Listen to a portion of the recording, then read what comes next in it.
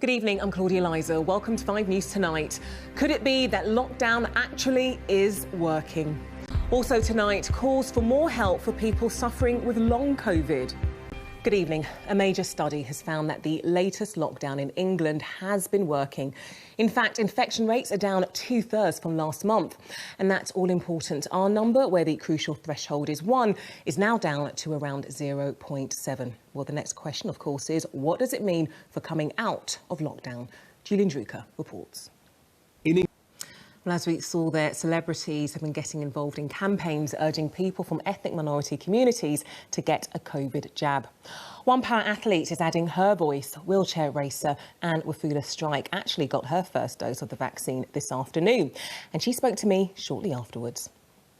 How are you feeling now? Are you feeling safer, more confident? When are you going to get the second jab? You say you're excited, you've never felt this way about taking a vaccine, but other people from your community and other ethnic communities, Black and Asian groups, they are worried. The take-up of the vaccine is not the same compared to people from other groups. How do you feel about that? Any of those kind of messages personally, or had family or friends tell you about their concerns?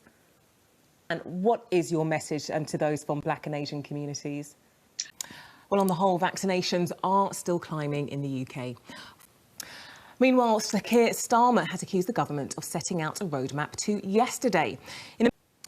Well, while the information on COVID in the UK is starting to look more encouraging, there's still a lot we don't know. That's especially true with so-called long COVID, where people suffer the effects of the virus months later. Some countries like France and Germany now class that as an occupational disease, allowing frontline workers to get financial help. As Jessica Savage reports, there are calls for the UK to do the same. Still to come on 5 News Tonight. Find out after the break.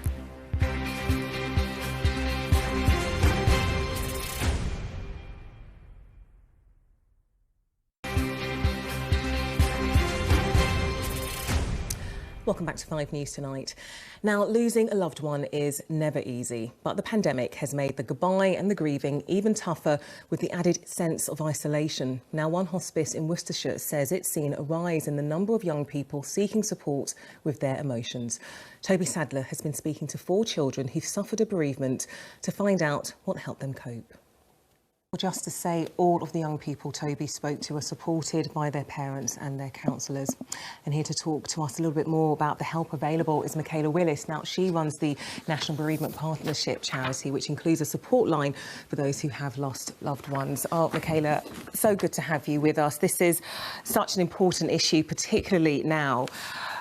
In terms of the changes in the number of calls that you started to receive for your helpline at the start of the pandemic compared to before that, what have you seen exactly? Am I right in understanding that you'd actually retired from the charity and you were brought back in and the charity relaunched to deal with this? What sort of things have people been telling you? What are the particular struggles with losing a loved one in all of this? With you having to step back in, coming out of retirement, and to handle the levels of calls that you're getting in all of this, how's that impacted you, if you don't mind me asking? You would have seen, we spoke to children who sadly lost somebody because of COVID or in the pandemic. What is the advice? What kind of help can you give to children in all of this? Of adults as well, also seeking help and advice. What would your advice be to them?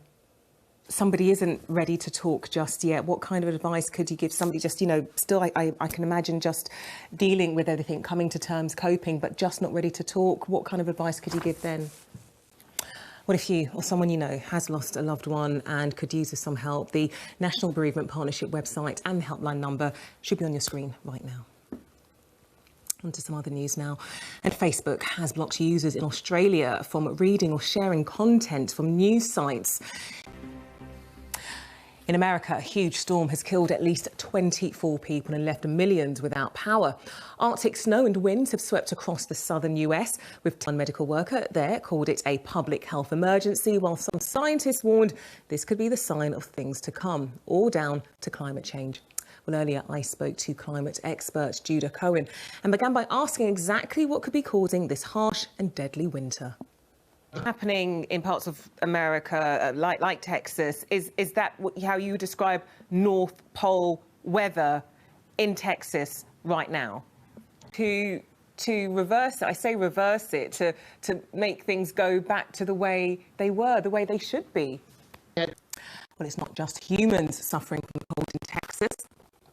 Those poor babies. That's it from 5 News tonight. Claire Nazir has weather next, and Sharon Thomas will have you updates throughout the evening. Have yourself a very good night. Bye.